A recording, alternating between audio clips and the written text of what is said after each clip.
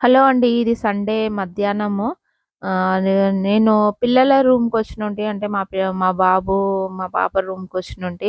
ఇగ వాళ్ళకి కొన్ని అంటే చదువుతా ఉండ్రా లేదా అని జెప్పేసి చూస్తందుకని వచ్చినాను. ఎందుకంటే వాళ్ళకి ఎగ్జామ్స్ ఉన్నాయి. పాప చదువుతా ఉంది. బాబు మాత్రం ఒక సెమినార్‌కెళ్ళిండు. అంటే సైన్స్ అండ్ మ్యాథ్స్ సెమినార్స్ ఉంటాయి గదా! దానికెళ్ళిండు.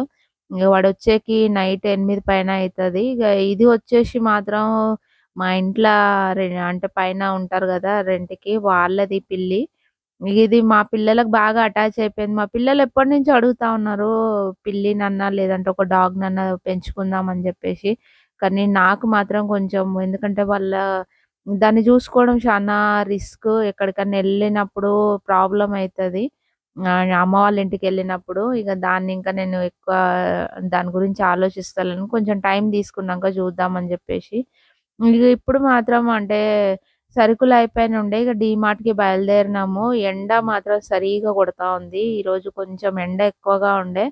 అంటే చలితో పాటు ఈరోజు ఎందుకో కొంచెం ఎండ ఎక్కువ అనిపిచ్చింది. బయటికొచ్చినాం గదా! ఇగ డీమార్ట్‌కొచ్చేసి ఇగ ఇంటికి గావాల్సిన సరుకులు అట్లాగే అంటే కొన్ని కిచెన్ ఐటెమ్స్ ఇట్లా తీసుకున్నాను.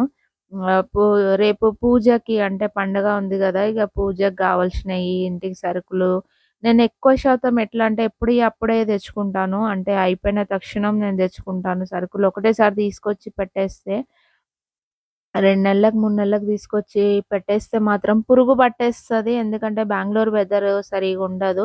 ఇంకోటేంటంటే బెంగుళూరులో ప్రతి ఇంటికి గోడలకి నిమ్ము లెక్కొస్తది.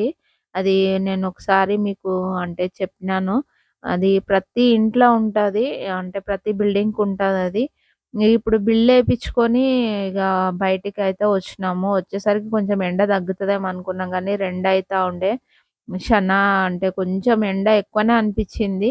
కాకపోతే ఏందంటే, ఇన్ని రోజుల దాకా చల్లగా ఉండే గదా! ఇగ ఒకటేసారి కొంచెం ఎండ అనిపిస్తలే కొంచెం తల నొప్పి లేసినట్టు అనిపిస్తా ఉంది. అది మా ఆయన గూడా అంటా ఉండే, "కొంచెం తలనొస్తా ఉంది ఎండకి" అనేసి. ఈ బెంగుళూరు వెదర్‌కి మాత్రం అప్పుడప్పుడు అట్లా అనిపిస్తా ఉంటది. ఇగ ఇంటికి బయలుదే